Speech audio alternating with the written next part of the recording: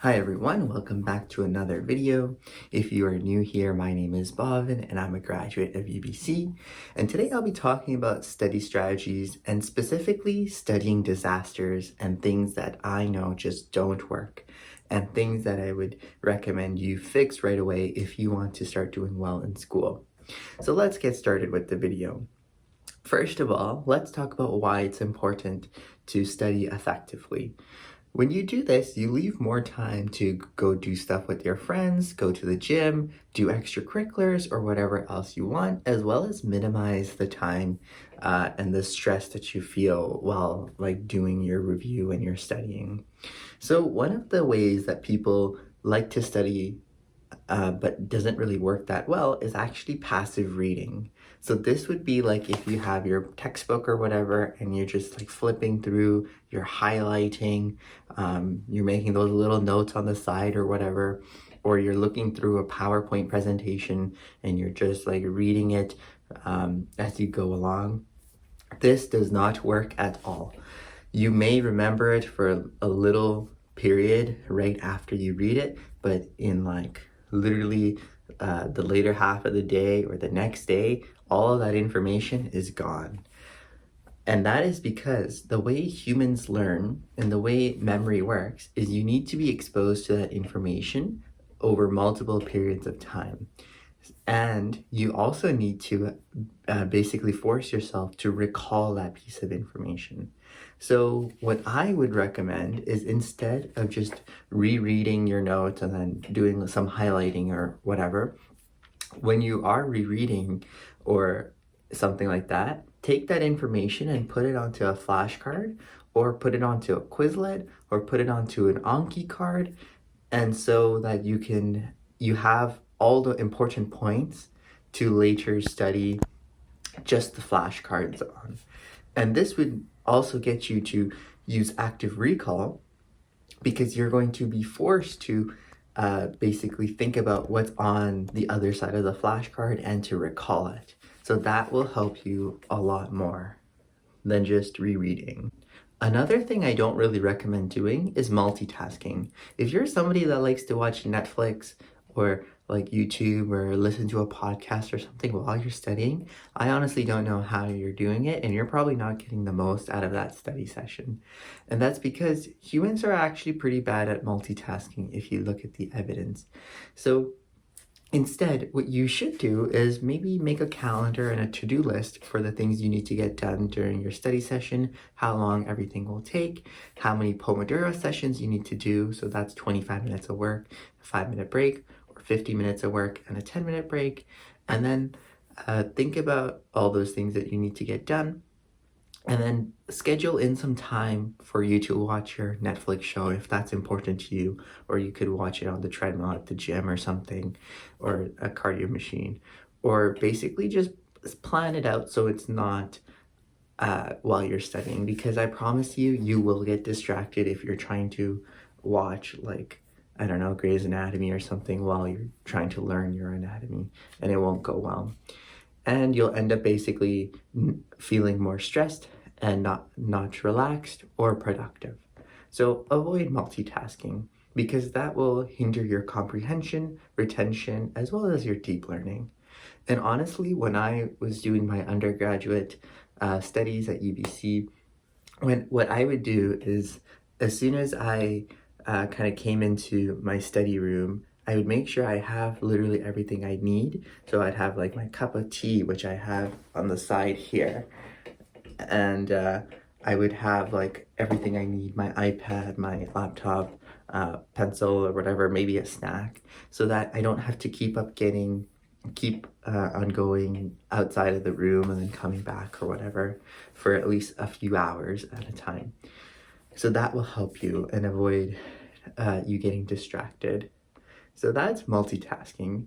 Another thing you need to stop doing is cramming. Cramming is probably one of the worst ways to study, and it's not really going to work for the long run, especially if you're studying for things like the MCAT or a course's final exam or whatever.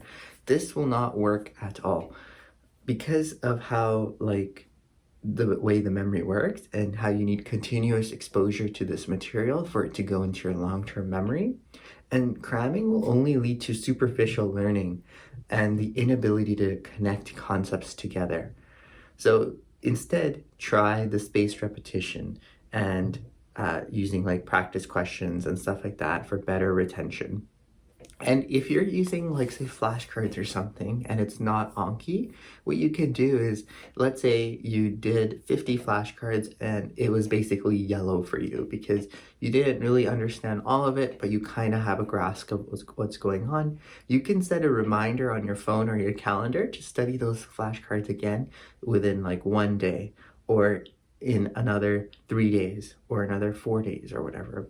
And then just basically set out your schedule for which flashcards you need to review and when you would need to do so. So that's cramming. So next, another thing you should also avoid is memorization. That's just where you're not really understanding things, but you're just memorizing the flashcard, because that is one of the dangers of flashcards. You can often be in a position where all you know is just what's on the other side of the flashcard, but you don't understand how the whole thing comes together. So in order to avoid this and improve on your like rote memorization, you can use what is known as the Feynman technique, as well as studying with your friends. So all the Feynman technique is just explaining things very, very simply, as if you're talking to like a 5-year-old or a 10-year-old who does not know much about this subject. So you can do this with your friends. You can have like weekly study sessions or whatever on Zoom or in person, and make sure you're studying with people who are motivated and wanting to do well just like you, and go through the learning objectives for each lecture or whatever you're trying to study, practice questions, as well as the lecture material itself, and explain it to each other in very simple terms and kind of what's going on, as well as talk about anything you need clarification on or anything like that. So that's that. And lastly, passive learning. So I think everybody's heard of active learning, but here are some other methods of passive learning that I want you to start avoiding, or basically combine with forms of active learning. So things like listening to a podcast or just listening to a lecture or just kind of sitting in a lecture hall, they're all quite passive. You can combine it with things like note-taking, asking questions, participating in lecture and in discussion, as well as like doing the things we talked about, the practice questions, flashcards, answering learning objectives, even making your own exam questions. I had an entire course in 4th year where I was able to predict probably like 70% of the questions that were going to be on the final by making my own questions from the learning objectives. So those were all basically the same. So yeah, avoid passive learning and focus on active. And lastly, the most important part for a lot of people is you just need to review more. So this is especially the case for people who struggle with math or science courses like chemistry, physics, or bio or whatever. And as a tutor who's been teaching this stuff for 4 or 5 years now, I see students every day who just want to study the night before the test or whatever, and then that usually never works well. What I was doing in 4th year is basically studying every single day, and pretty much for the most of my degree. And when you're doing this, you're constantly reviewing so things stay fresh in your mind, and by the time you get to like midterm season or final season, you're not as stressed as everybody else who have not really been keeping up. Especially for courses like say organic chemistry or like the sciences where there's a lot of building up of material on top of each other. It's really beneficial if you're able to continuously study at least a little bit every single day, review the lectures every single day, go to office hours for things you're wondering or get help, so that you're able to actually do well. I would say on average in my 3rd and 4th year of university, for those tough classes, I was probably studying on average for probably about 8 hours or so.